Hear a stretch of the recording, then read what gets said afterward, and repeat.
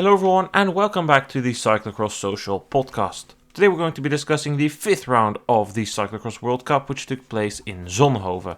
With me here to do that is Issam. Yes, thank you for having me. 2 races into our 11 race dash. 2 weeks, prime cyclocross time, and today, Issam, we had real cyclocross conditions. We had rain, tough racing, and the return of Mathieu van der Poel in the men's race.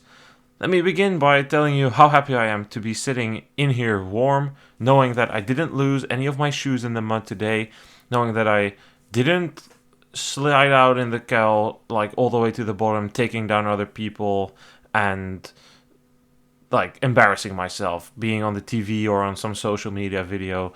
The weather was gnarly today, but I'm happy to be here to discuss the racing back at home. So yeah, enough about me complaining about the weather, because it's also cyclocross, right? I knew what I get into, but sometimes I think maybe I should have done track. It's a bit nicer weather, but it's also a lot more boring. So let's dive straight into the action with the men's racing. I thought maybe we should start with the women's because the race was more exciting, but on the other hand, well, the world champion made his debut this cyclocross season, Van der Poel, and he did so in some fashion. He was eager to make a statement. He started not on the front row, he started on the third row, but he easily stormed to the front. Within 1 minute, and to be precise, 14 seconds, he took the lead in the cal. He rode up the cal, opened a 5-second gap on Aerts, and was gone. He was never seen again. His eventual margin of victory was 1 minute 30, but he could certainly cruise in the second half of the race. 1 race, 1 win, number 1, Mathieu van der Poel. Second place went to Thibaut Nys. He didn't have the best of starts, but I would say that it was about 15 minutes into the race that he took that second place. He was with Ronhaar for a while, and then he was the lone survivor of the Baloise Trek Lions and finished second. In the final lap, the group for third came somewhat close. Sweeck was in third for a while together with Viseur, but in the final lap that battle was between Aerts and Viseur, with Viseur ultimately getting the upper hand. Issam, if there was any doubt, and there was, because again, I read the columns in the Belgian media this week. I don't believe that Van der Poel will easily dominate against this Van Toerenhout. I don't think that this Van der Poel will be able to do it. The level this year is higher.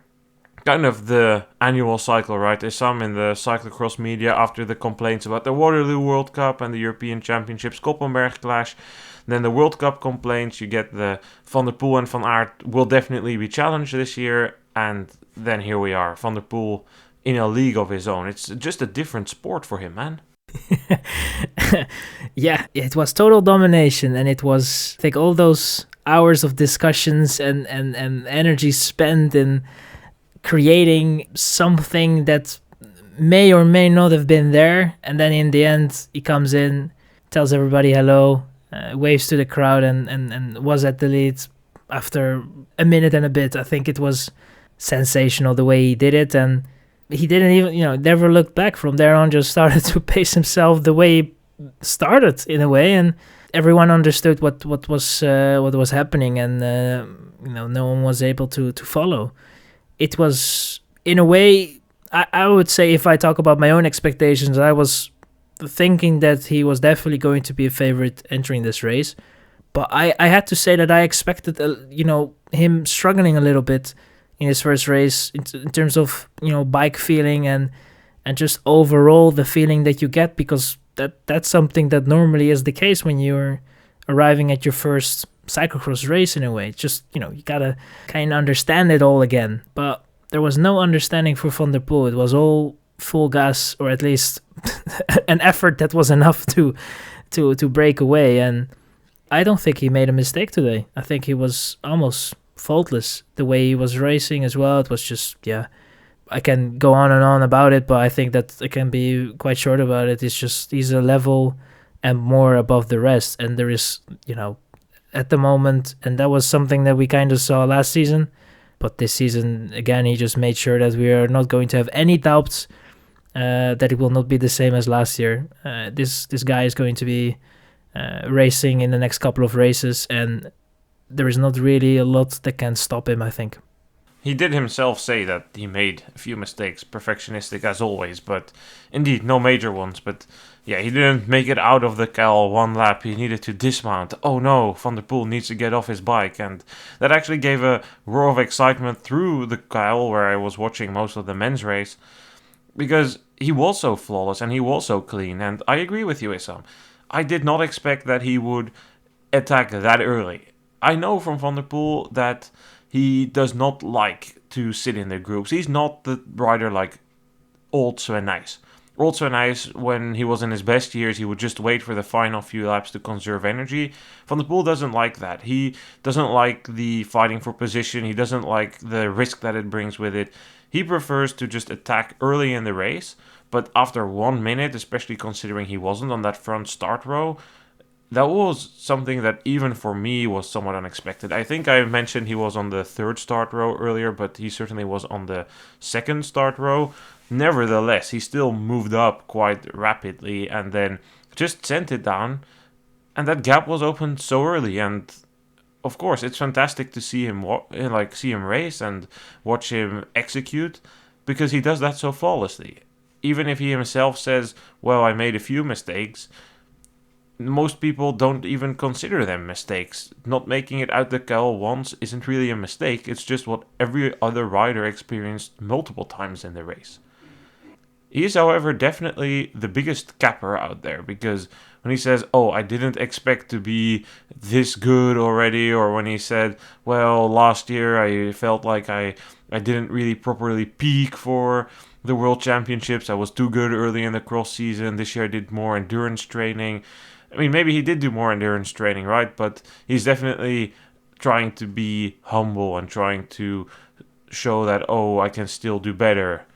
And just trying to showcase himself as, I don't know, is humble the right word, Issam? Is that what he's trying to do? Because is it humble to say, well, I can do better when you already destroy the rest? Is that cocky or humble? I'm kind of getting confused now. I thought initially humble, but what do you think? I think he's trying to be a bit humble and downplay a little bit the expectations in case it goes wrong. You just try to save your ass a little bit in case it just doesn't really go your way. But I feel that maybe it's difficult for him as well to know where you're at. You basically know where you're at when you do the race, and from there on you kind of have an idea where the rest is. So I think that part of maybe insecurity, if you can call it something like that he has, that uncertainty, is something that he plays on, and I think he's somewhat open about it as well. I would believe him if he would say that he didn't expect it to end up the way it did today, and I think, we said it ourselves that we didn't really expect it, but at this point, I don't think a lot is impossible for him. So we are just at that point right now where he is just miles better, and he's probably the only factor apart from a crash, a puncture, those kind of elements that can influence the race to an extent that that some riders will be able to follow. Because I feel that if we get courses where the difference can be made, he's going to make that difference quite early on, and then from there on cruise to victory. Because I think if you look at his lap times today, it was super consistent. I think it was all very close, and he never really dropped the pace, despite the fact that it looked like he was doing that on TV. He was quite consistent and made sure that he, from start to finish, very clean race.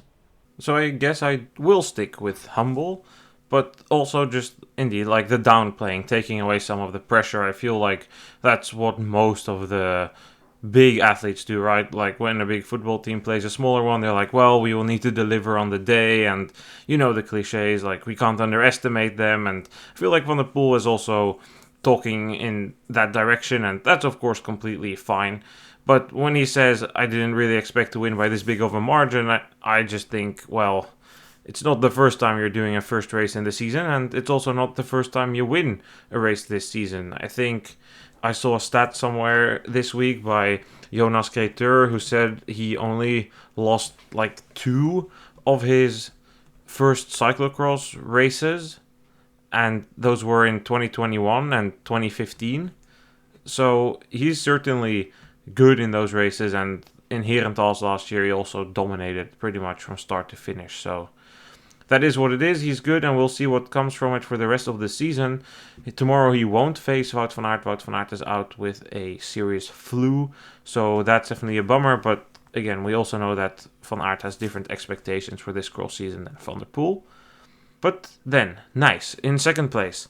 It's almost like he listened to the podcast yesterday. I certainly increased the pressure on him, saying, well, if you say the form is there, then it's also about time you show it, because we've had 5 bad races in a row and all of them had their own reasons, and time is then kind of running out. Is it bad form? Is it just bad luck? What's going on there? His dad, also team manager Sven Nys, gave an interview yesterday also saying that there were no excuses for that performance. Thibaut wasn't good enough yesterday, unacceptable.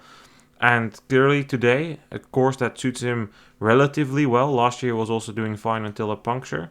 He ends up on the podium. Maybe somewhat of a surprise, but I wouldn't really say it's... Well, okay, it's a surprise seeing his results the last couple of races, but it's where he belongs. A rider of his caliber should be there.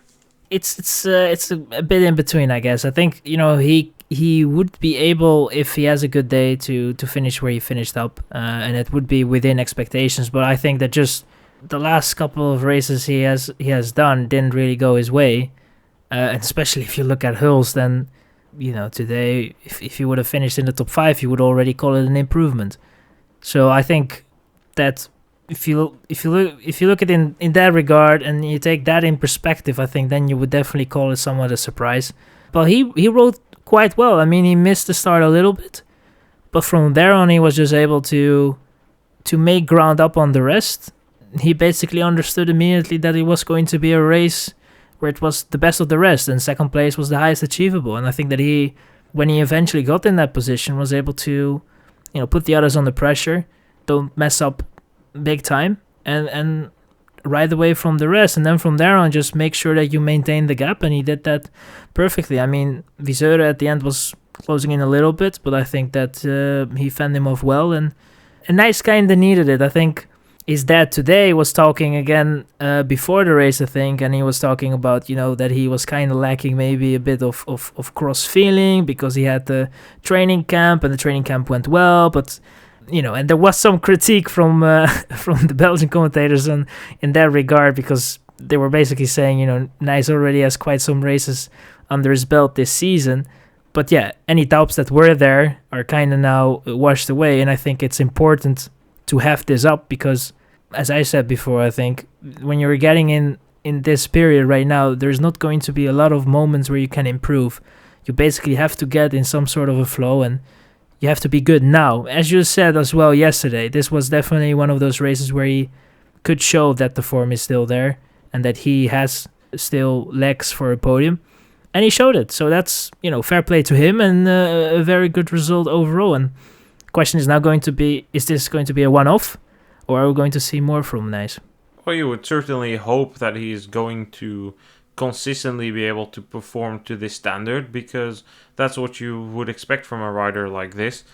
Probably when the Belgian commentators criticize that, well, he did a lot of races, that's okay, but you can't forget that Nice has been in Spain for quite a long time. So he did 2 weeks of Spain after Dublin, then he raced Namur, and then on Sunday night last week he flew back to Spain for more training there, which, seeing the weather, was certainly no luxury. It's not been good out here, and especially after today's race I'm also just desperate for some sunshine, but he definitely seized the opportunity today.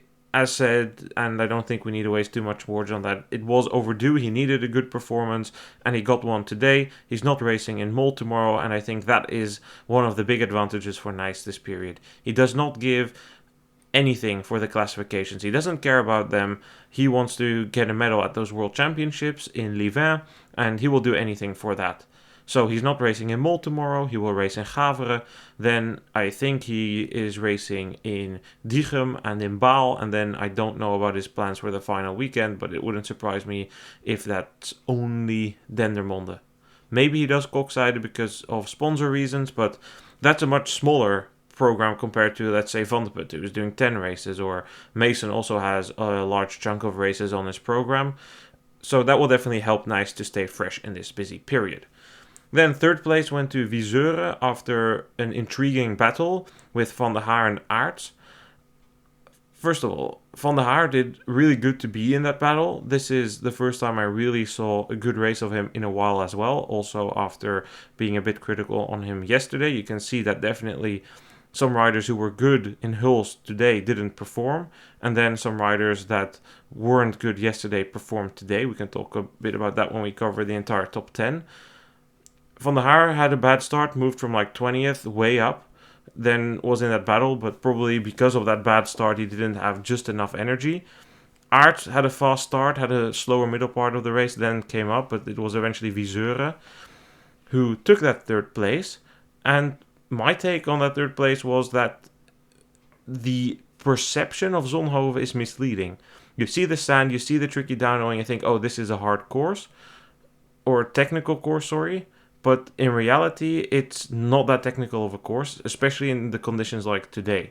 The sand, due to the rain, was quite firm. It was relatively easy. Sure, it still made some differences, but it wasn't that hard. We've seen it way harder in Zonhoven, also in this period of the year.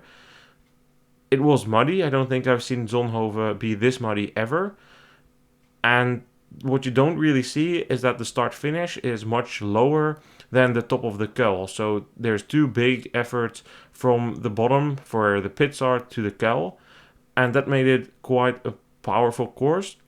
So the riders that have the big engines came forward, and we could see today that Viseuren did that, and he too didn't have a good outing yesterday, but he managed to turn it around. Issam, was he yesterday maybe not feeling it, or a bad start, and then he threw in the towel and just decided to do everything for today? Or how do you look at that weird sling of results? Because the consistency was nowhere to be seen this weekend. No, and that is for a wide variety of riders, to be honest. I think that just the conditions that we got in Hulst was just maybe discouraged certain riders to go completely all in and give it their all. I think that some maybe conserved a little bit of energy. Doesn't mean that they particularly were saving up or something. I mean, they were still racing. Maybe there were a few that were like, tomorrow is a new day, and I'll see what I'll do then. And as you said, I think that your observation with, from the start kind of to the top of the Kuil before you take the dive, it goes uphill there, ugly uphill as well. So I think that's, it's really, power is very important on this course. And sure, there are some technical elements, but the legs also have to be in a very good order, and you need to have a big engine.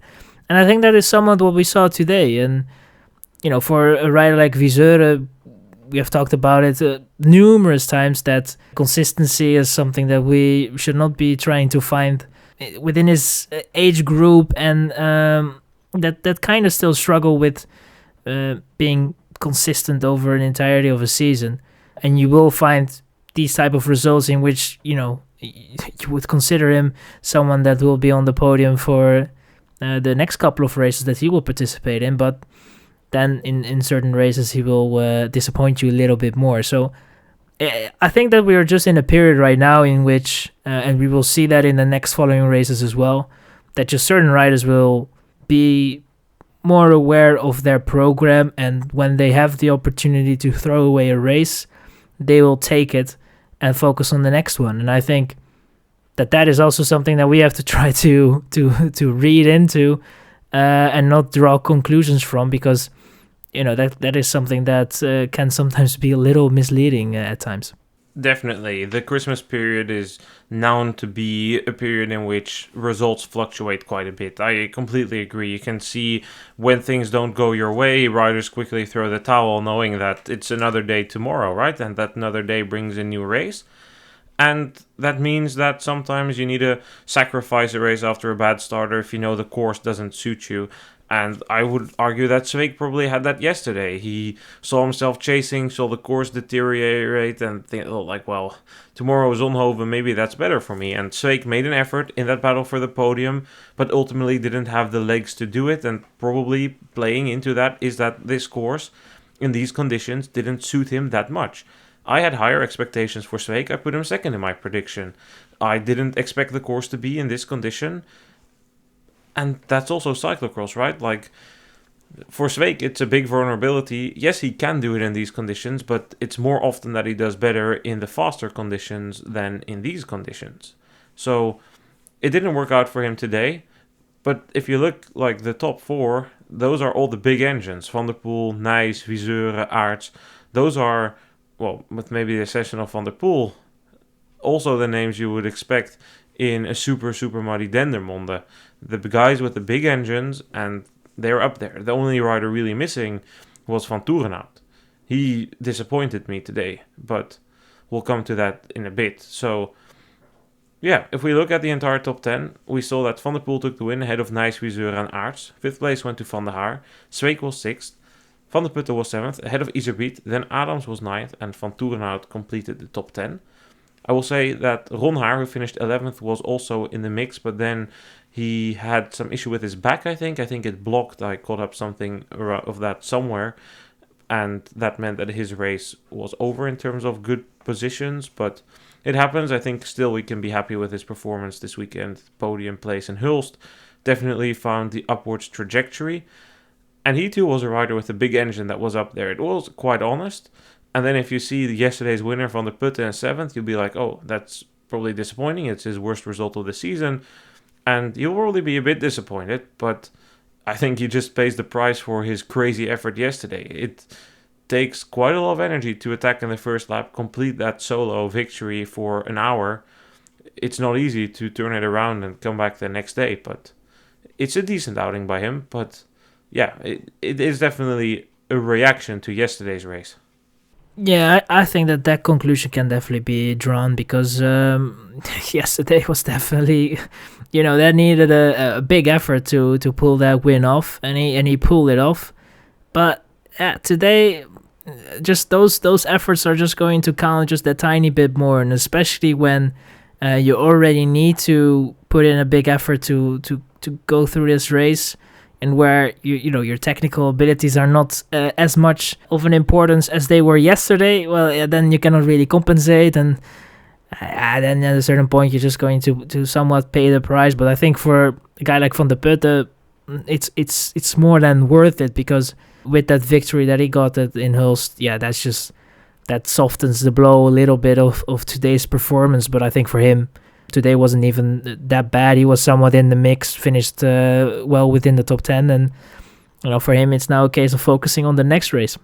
I think we should shift our attention to the women's race now, so we can give that plenty of attention as well, because that was a way more exciting race for the win.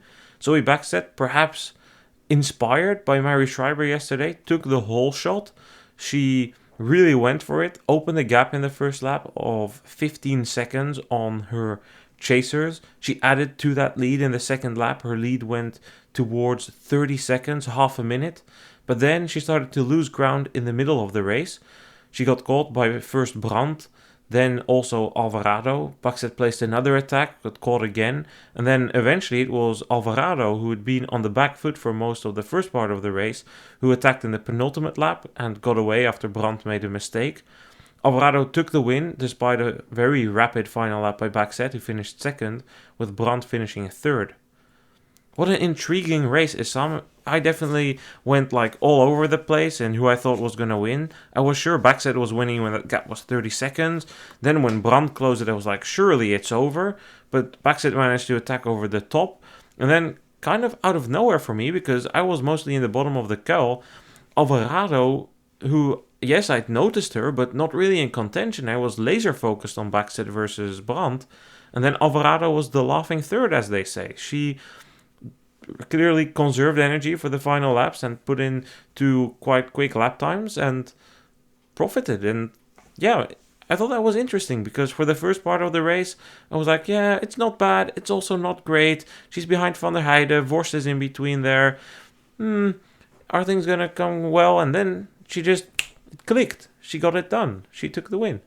Backstedt definitely made use of that fast start, and then at a certain point I really was thinking that this could actually go her way. But then obviously you saw Brandt closing in. Brandt was making some mistakes, and it were silly ones as well. It were not really the mistakes that you should be making and that you should expect from someone on that level. which I think cost her a little bit of energy as well, and definitely cost her losing contact with Alvarado as well. I think lap 5 it was, but it was at that point I feel that Brandt definitely was the stronger rider today. Buckstead also was in a position, but I think that effort at the start just really kind of killed her chances for a win. And Alvarado was consistent. I think that is probably the best word for her performance today. I think that she was just able to get through the race without really focusing on the others and try to, make up some ground without blowing yourself up. I think that she should just pace herself great and then got in that position. And I think that, I don't know what Brandt was doing in that uphill sand section that some had to go off their bikes, but then she goes off her bike, and when she wants to mount back on the bike again, kind of has this moment where she's standing still for 5 seconds, and it's like, if that happens, you naturally you would go off your bike again and try just to run a bit and then go on your bike, but it felt like Brandt just had a brain freeze or something, and it happened not once. I think it happened 3 times or something, and on the last lap it didn't happen, but Buckstead was then at that point found some energy again and was able to hold on to second. So I think Alvarado was very smart today.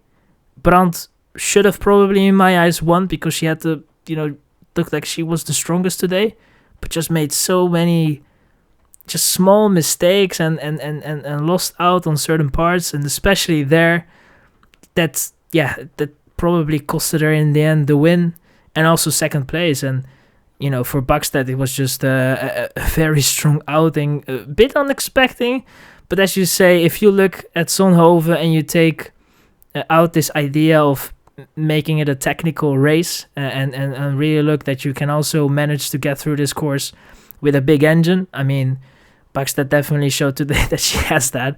And that last lap from her was also quite impressive, holding off Brandt. So I think we had a great race, and it was very fun and entertaining to watch.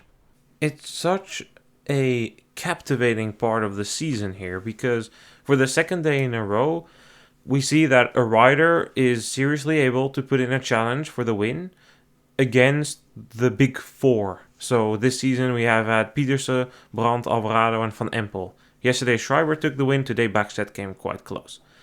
And yes, maybe on paper you think Zonhoven is not a course for Buckstead, but in the conditions she got today it was a really good course, right? The 2 climbs, some mud, not too difficult in the sand, and by the way, she looked fine in those sand downhills. Sure, Brandt was quicker, she gained a couple of seconds there every lap, but that's it.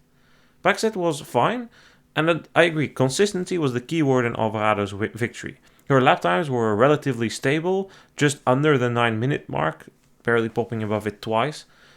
For Buckstead, her pacing seemed quite weird, because if you look at her lap time, her first lap was 8 minutes and 44 seconds.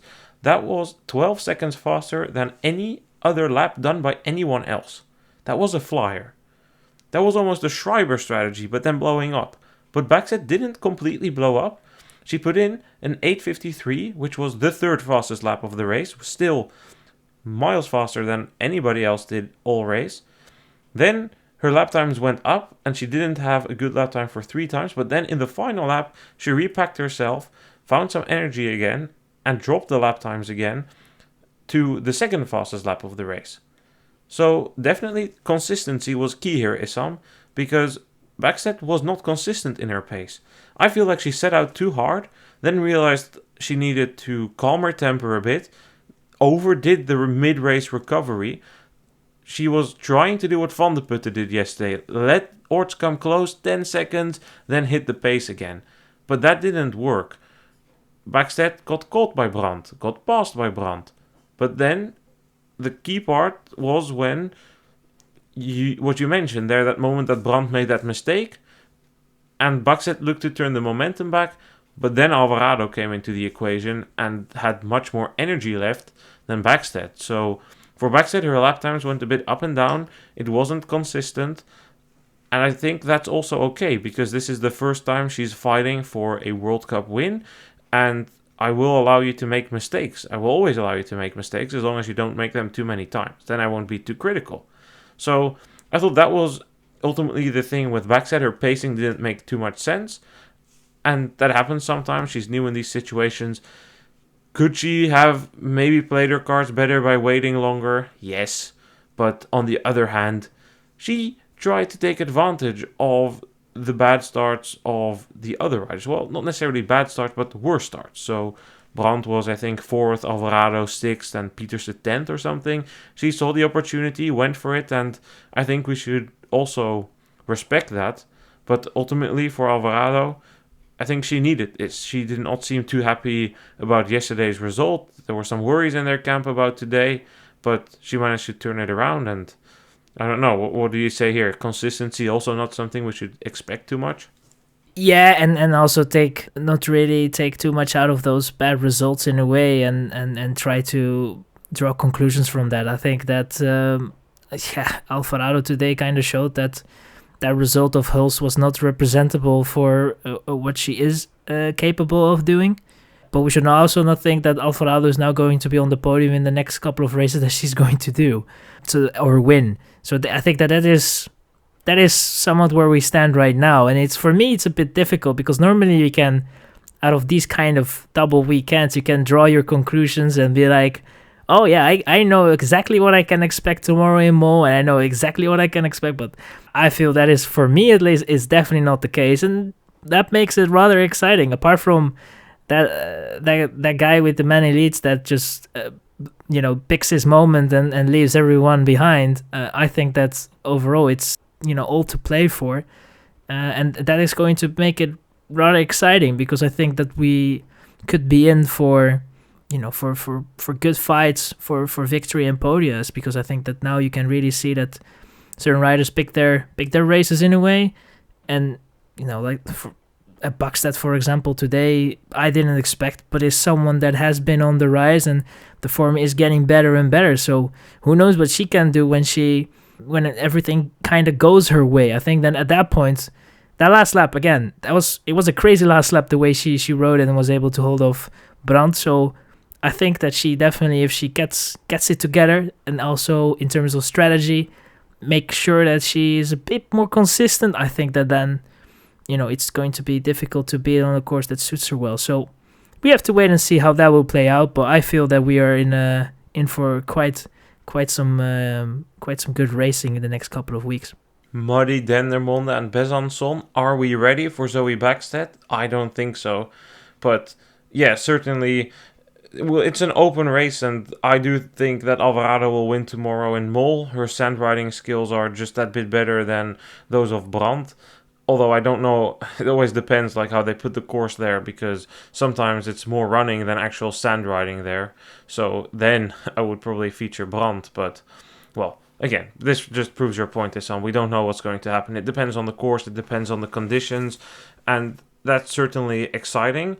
2 riders that were in the mix for quite a while, well, technically 3. Vorst was in second for the first part of the first lap, but then crashed in the Kuil, and she didn't finish. She left the race in the pits. They went to the hospital. I don't think we have a report of what exactly happened, but Vincent Bastaans, her boyfriend, posted on his story, when life hits hard, life with a V, so live, hits hard, hit back harder, and then a picture of Vorst sitting in the hospital, looking quite sad. She has a sling, so it's definitely not looking too good that we will see her in action tomorrow. Hopefully it doesn't compromise too much of her season. But in her absence, we saw that Inger van der Heijden finished 4th ahead of Puk Pietersen. I thought that van der Heijden rode a good race, but much like yesterday, she kind of faded in the second half. She was up there, and then once really Brandt and Alvarado bridged to Bäckstedt, van der Heijden fell back, but not far enough back to fall into the hands of Pietersen, who moved forward a bit in that final part of the race. Pietersen was also a bit struggling, I feel like. I think that she was trying to get into a rhythm, but never really got into the rhythm that was necessary to at least bring a battle to van der Heijden. I feel that, as you say, van der Heijden definitely had her moment at the end of the race, or at least going towards that end of the race where she faded. But it was enough to fend off Pietersen, who I think if you look, if we can, I was warning myself to not draw any conclusions, but I think that this one is somewhat safe. I feel that Pieterse, that we can somewhat conclude that she entered the season with a very decent form, but I feel that it is a form that she might be able to fight for victory if the others really feel the fatigue or have a bad day in that regard. Then maybe she could utilize the moment and go for victory. But I feel that at the moment it's just not enough. It lacks a little bit, and I think that she also maybe rides with the idea that it isn't, that they expected it and they kind of knew that it was going to be the case. But yeah, it just feels a little off at the moment, and I'm wondering if that is going to change in this week and next week. But I feel like that maybe is part of the strategy. It's going to be interesting to see how that will play out, and the progress that she will make over the course of the next 2 weeks, and also after eventual training camp and the road towards the Worlds. I think that is actually, I think that progress is really going to be interesting, how she will work things out. But at the moment, that's somewhat the conclusion I draw. I don't know how you look at that. I think it's a little bit early to draw that definite conclusion. It is her first double race of the weekend, or of the season, sorry. And that is always a tricky thing, no matter how late you start. And she moved up a bit earlier than what I remembered. So she was 9th at the end of the first lap. She needed to start on the second row. That certainly didn't help. Then she was already 4th in the lap after that. Then she fell back to 6th.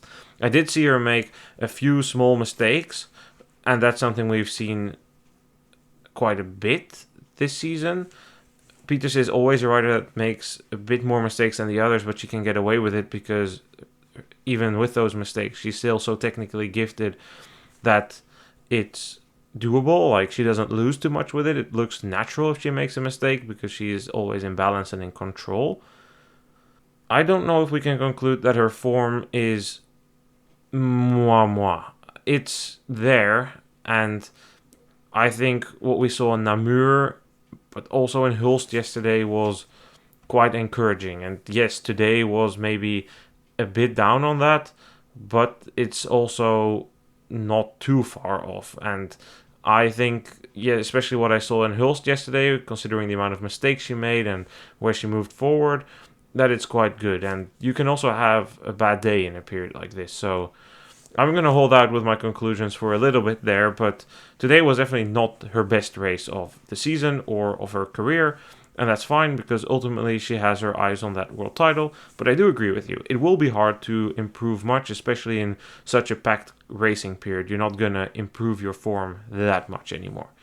So if we look at the rest of the top 10, behind Alvarado, Bakstedt, Brandt, Van der Heijden and Pieterse, we find Blanca Vash ahead of Marie Schreiber, Leonie Bentveld, Sanne Kant and Manon Bakker. Before we talk about these riders, Issam, I would like to mention Eva Holmgren. She didn't finish today, but she was in 9th position when she crashed on the broadcast. That crash ruined my point that I was going to make, but throughout the day I have seen nobody go down better in the Kuil than Eva Holmgren. Well, in the women's race, of course. In the men's race, if you went down even quicker, but out of all the women, Eva Holmgren was in control. She was fast. I saw her overtake 2-3 riders by taking the line all the way right on the TV screen. She was flying down there. And then it's a bummer that it ends with a crash, but it looked really, really good what I saw, and it was a really impressive ride. I don't think she was hurt too badly, so let's hope that she can continue doing that, because she was also impressive in Hulst. And in Hulst, I said Isabella Holmgren is in good form. The course didn't suit her today. It was a bit better. She was a bit scared in that downhill of the Kuil, lost quite significant time there over the race, but it was a decent outing by her. She was just short of the top 10. In that top 10, Issam, I would like to have your opinion on Schreiber. Is that the same as with Van der Putte? Win on Saturday, big win, first World Cup win. Then she, kind of paid the price for that today. It was a hard day out. The adrenaline from yesterday kind of worked out. Maybe a long day yesterday, anti-doping, interviews, texting all the friends and family back, and then today just not really there. Yeah, I definitely think that you need to take into consideration the amount of energy spent on that day, as you say, during the race. Obviously, that definitely should take some toll, and then also the energy that you have to spend after the race, the media and all the attention. And as you say, when you're done with the race is not done with you, and you still have to do all your, as you say, friends contacting you, and you have to go through that as well, because otherwise you're not that polite. And I think that all somewhat should have played a role in a way. I think that today wasn't a terrible outing for Schreiber, but obviously if you take the win from yesterday and then you look at Zonhoven today, then it's obviously a world of a difference almost. She kind of was up there, but at a certain point just really had to let go, and had like 2-3 laps where she just wasn't really able to follow, and then from there on kind of got stuck at 7th, and had to keep that place. And I think in the end it was not a terrible race, but yeah, as I said, like if you take into consideration that she won in Hulst, then obviously you're gonna say that this wasn't the best of races for Schreiber. But I feel that we shouldn't really look at Hulst and say that's the standard for her in the next couple of races. I feel that we should really also look at how she was racing so far this season, and then this wouldn't have been an outrageous performance. And we'll see how the next couple of races will go. I think that she might get more opportunities. I think for now she can be very happy and satisfied with the double weekend, because of that win in a way. So yesterday we had a discussion at what point should Del Grosso consider racing for the Elite World title.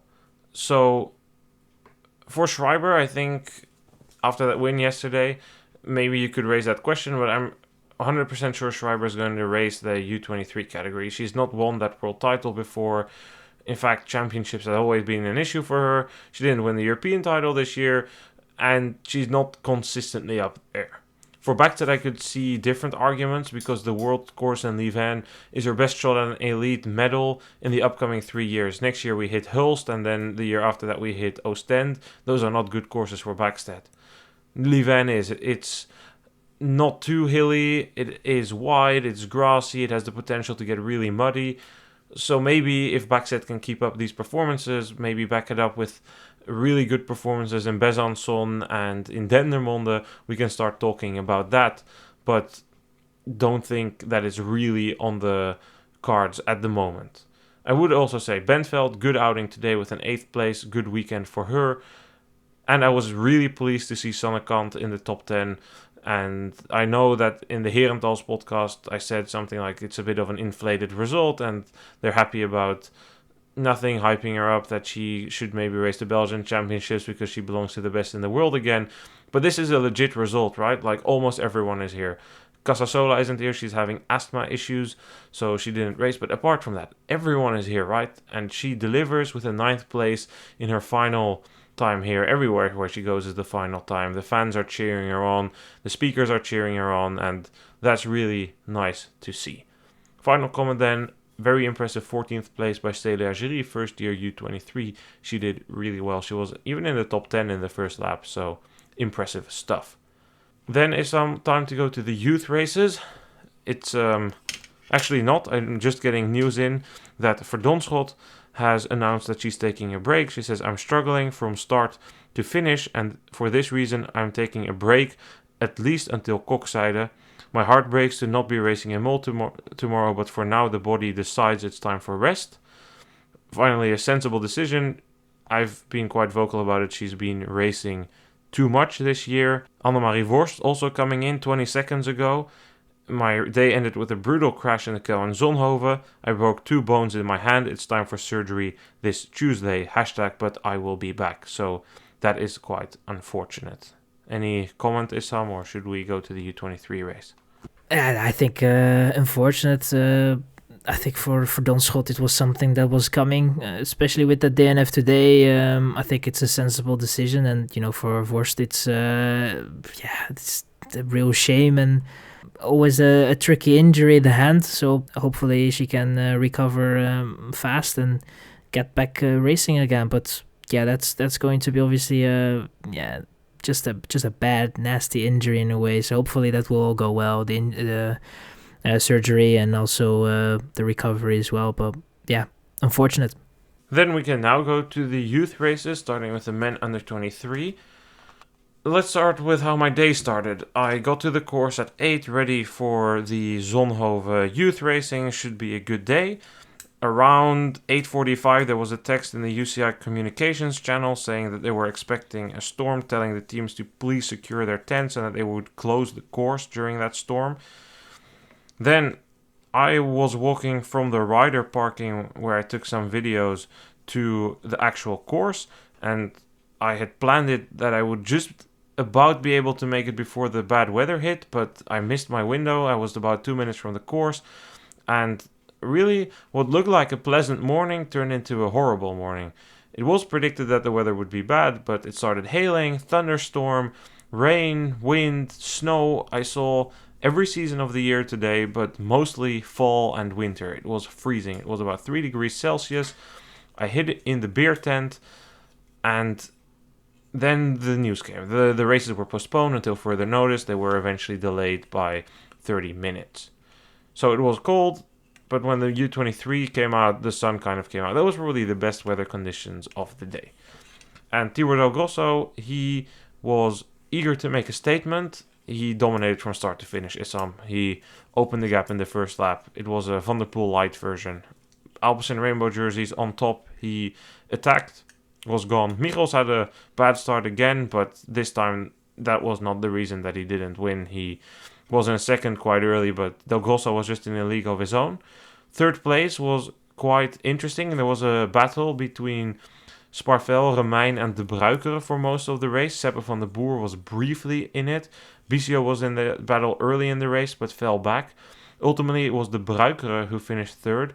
That was quite a surprising result. He's been somewhat inconsistent this season. I actually thought in the first lap that it was Corsus, but it was definitely De Bruikere.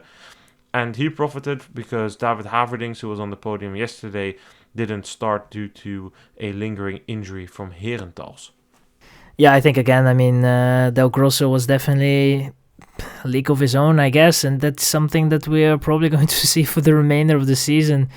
It's the same story again for Michels, but it seems like he is securing that sort of second spot, best of the rest.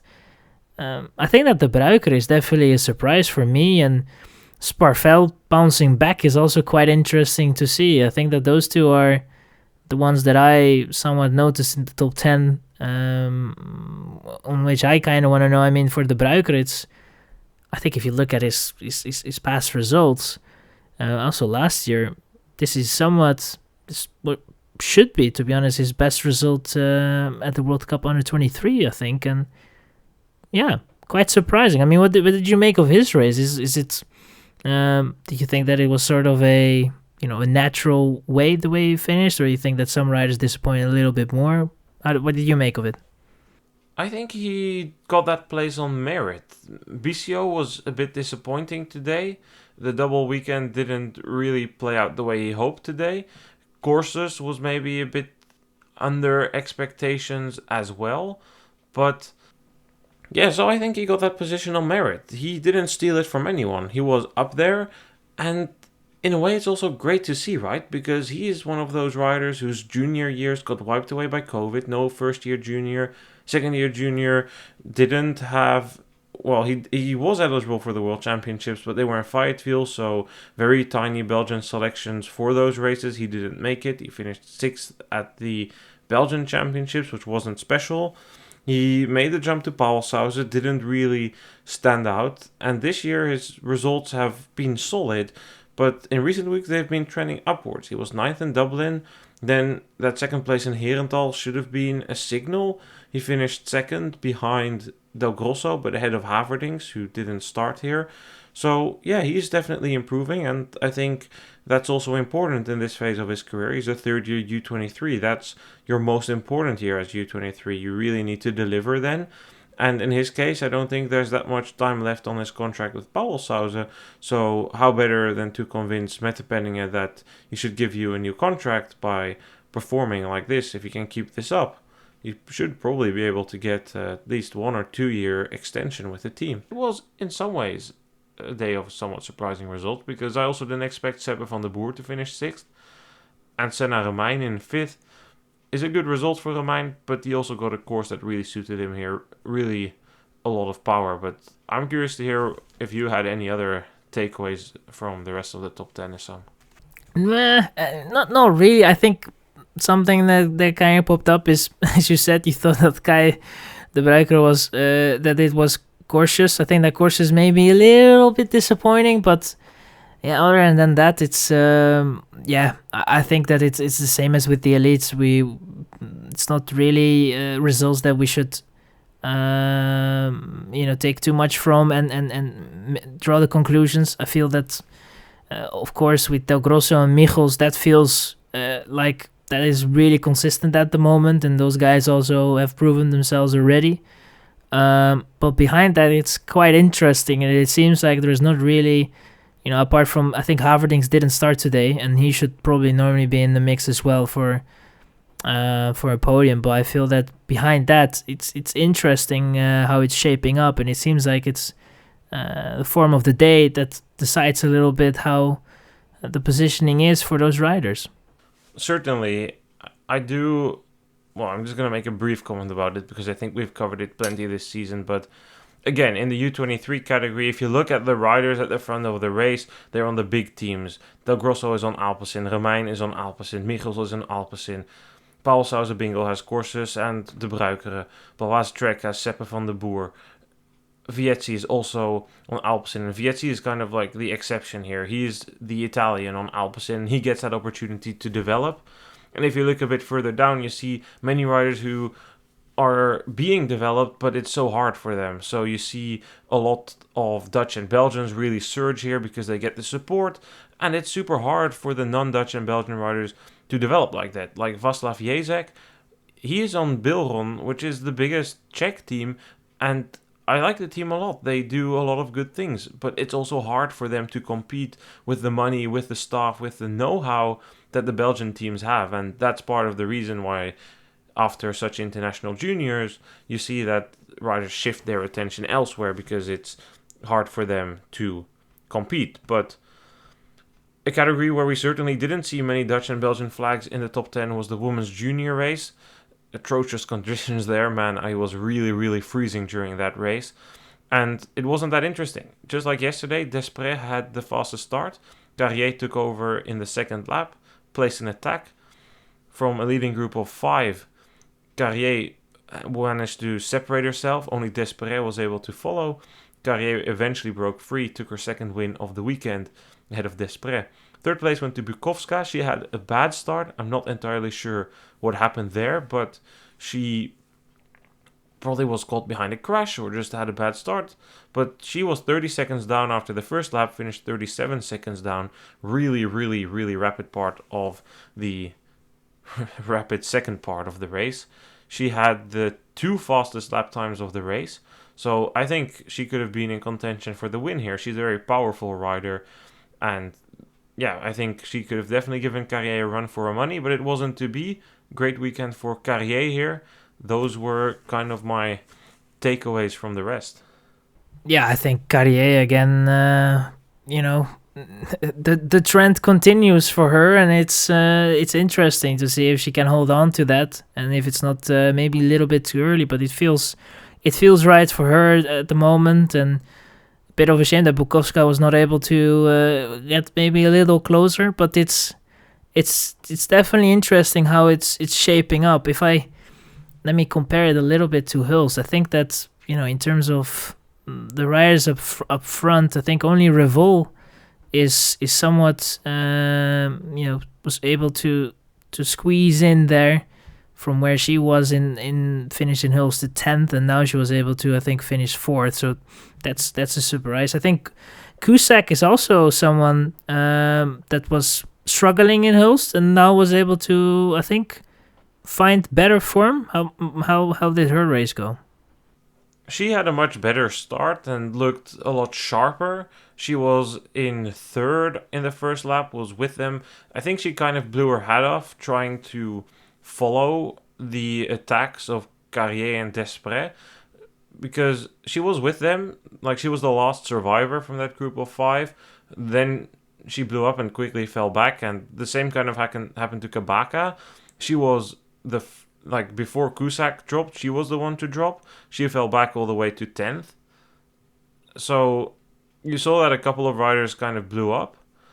And Cusack, I don't know, she didn't like completely blow up, but she definitely still got passed by a couple of riders that with perhaps a slightly better pacing plan could have been avoided, especially Duterte. But that was my other takeaway here. The French had a good outing.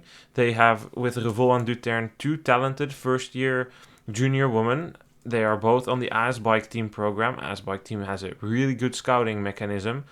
And they did quite good today. And it was a power course, so I'm starting to doubt what I had seen from them before, that they were quite technical. And I'm also starting to doubt my observations about that European Championships course.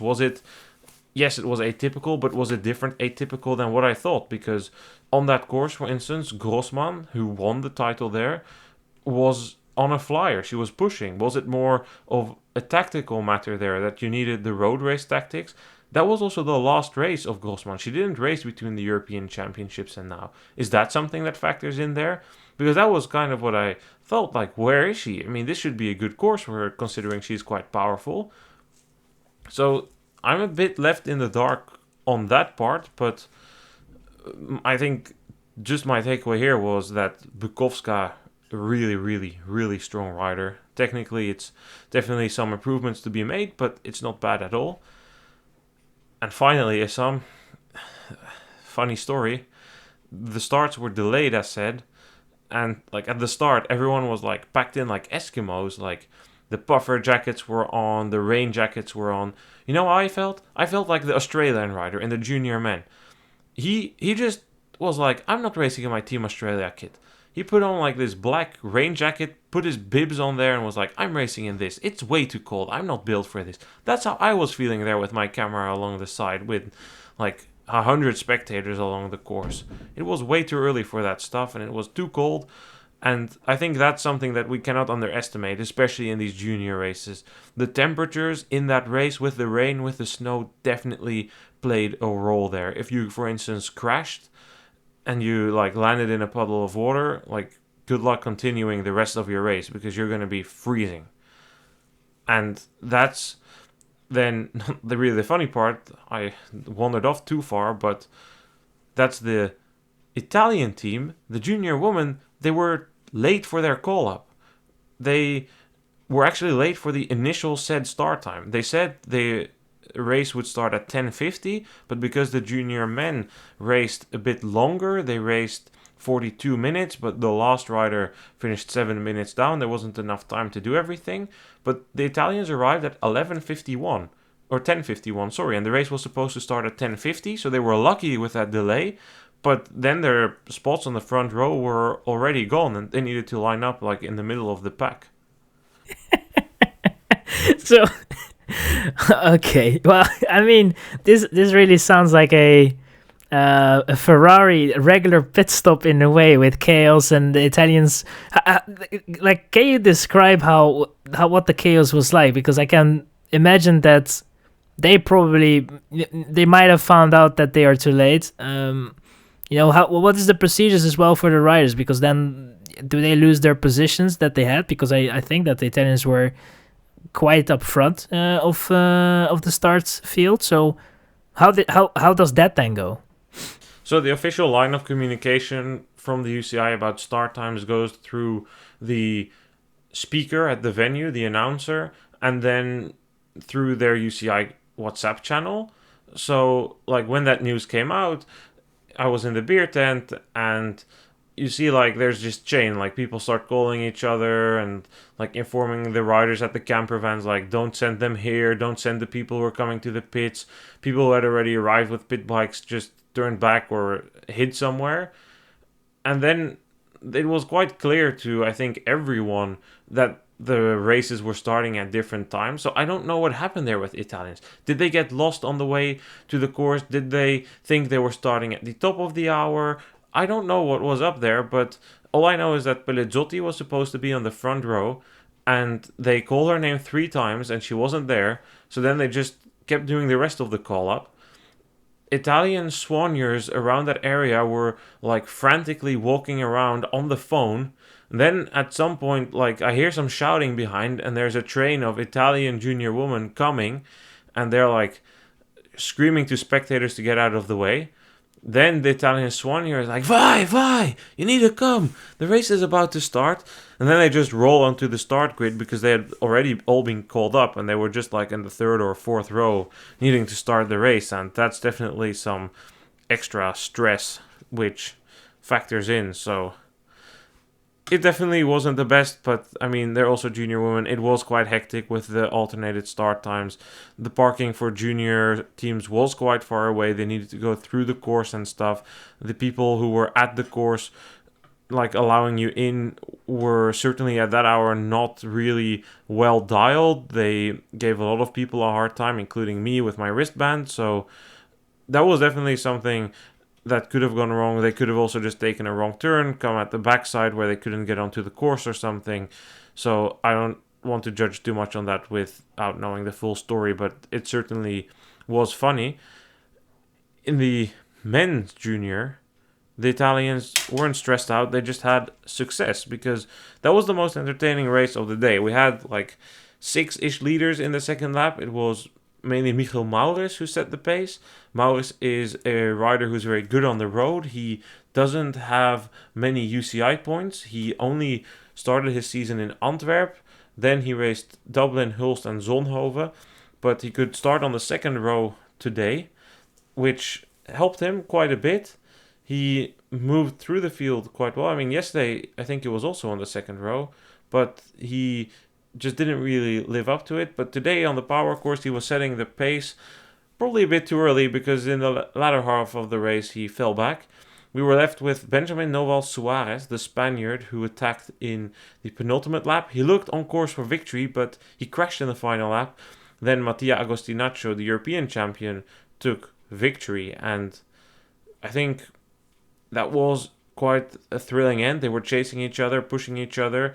Suarez smashing his handlebars at the finish, frustrated with his mistake. Agostinaccio posting up somewhat, but he was like so tired he could barely post up. Strong race by him. He's certainly recovering from that race in Dublin, which was definitely an outlier downwards, but he was there today, and he was also there yesterday, but he had a bad start again today, needed to overtake some riders, definitely burned some energy there, but with a bit of luck, he was in it to win it.